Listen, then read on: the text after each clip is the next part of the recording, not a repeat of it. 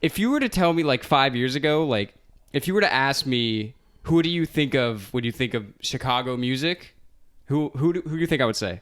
Kanye, of course. Kanye motherfucking West. Yeah. And we could easily do a whole episode on Kanye. I mean, he's just full of fucking things to talk about.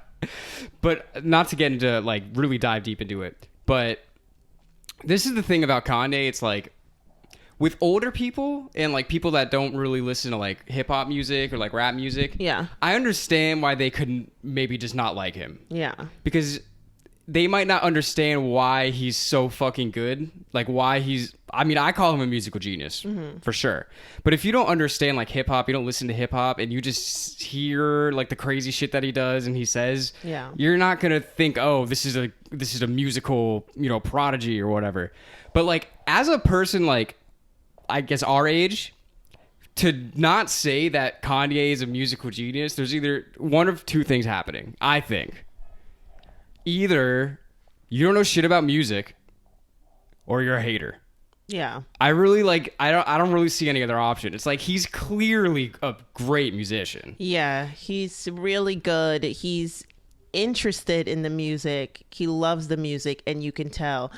He started out on college campuses mixing tapes for his parties, and that guy's dedicated. Like they make movies like that, like, of like somebody just in the crates trying to become like a huge DJ, and like you see all their tapes and all their music and how feverish they are about like, their music and how much of a fanatic they are and stuff like that. Just him being like the college DJ puts him all the way up there before he even got up there. Like, he lives the music. Yeah. It's fun. When you were saying that, you know what I was thinking? Like what I was seeing in my head when you were talking about all the crates, I was thinking about Straight Outta Compton, the movie. Yes. How it starts out with literally just Dre, like headphones and just like all these records around him. Yeah. And I'm like, like we're talking about the same kind of thing. Like that's the same kind of drive and like love of music that is going to bring somebody to those heights. Absolutely. Like, I mean, Kanye was making hits and people didn't even know who he was.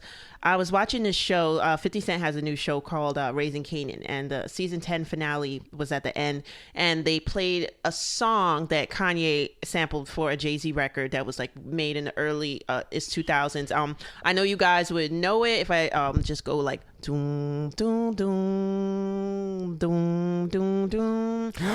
That was on the 2K soundtrack. Right, so we know it. Yeah. Right? Yeah, very easy sample to find with your ears. Shout out to 2K13. Yes, and my name is Ho. Thank you. To me, that was like Jay-Z had a great time before that in the late 90s. He had an album that like there's songs that I just memorized. Like I needed to know every word. But like right around then when Kanye became like his producer, like songs like that, and then and then there was another one that was just like it that Funkmaster Flex used to play like every weekend, and you just heard like the dedication in that song. For somebody like me who Jay-Z's not even necessarily my top 5 dead or alive, you know what I'm saying, but I shout him out like and give him all types of respect. One, because he's from Brooklyn and we just have a code over here, we're supposed to do that. My top 1 through 5 is all Biggie. Biggie 1, Biggie 2, Biggie 3, Biggie 4, and number 5 is Christopher Wallace. No Frank White? He's 6. Okay. So it's that song, and then there's another one. It's like the sample is like, you don't know what you do to me, but it's all high. Yeah. And that one, like those, and I know Kanye produced that, but I remember like wanting to hear those songs on repeat, and I remember those songs like being like the driving force of us driving on the FDR or something like that, or wanting to hang out on the weekend, and that's like Kanye's production. Like he put that was like, man, how do you call it? I don't know, but it was a force in the city. It was like a musical beat that we were all kind of on around that time. And it's like Kanye West is responsible for it. Well, you know what's wild is it's like it starts like that, and then that becomes a wave that's the whole world. Interesting. Because Kanye is one of the biggest artists ever at this point. Ever, yeah. Guaranteed. The world. Guaranteed. Period. Guaranteed. Yeah.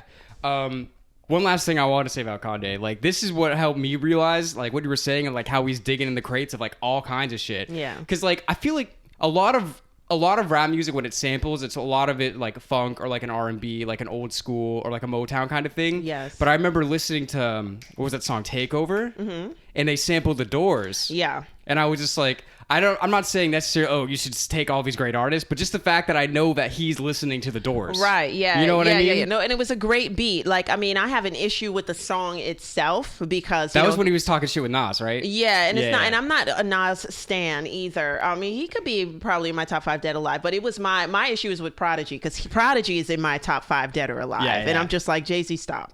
Like, you have to, like, chill out. You know what I mean? You got to find somebody's. He had to find Prodigy's baby picture. That's the only way you're gonna take him out. You had to find his baby picture with his grandmother, put him in a ballet class. Like, you couldn't take him out lyrically. So it's like, I have an issue with that song, but it's a great production and it's a great. It's just great. Just as a beat, like as a hip hop beat. Yeah, that's a great beat. Yeah, and like that's what I said. Like, we talked about this before. We'll definitely do a Doors episode at some point. Yeah, the Doors are the first like musical artists that I was like a fan of. Like, the Doors opened my mind to literally all music, because before then music was just like background to me. I didn't really think about it like consciously until I heard the Doors. So when I was listening to Kanye years later, well, I guess technically Jay-Z, but I knew that Kanye produced it, and I heard the Doors, I was just like, oh, like, he just fucks with music, period. Yeah. Like, he's not trying to stay in a specific thing. Like, he just knows good music, and he's gonna make good music. Yeah. And I've respected him so much, like, ever since then. Absolutely. Shout out to Kanye in regards to that.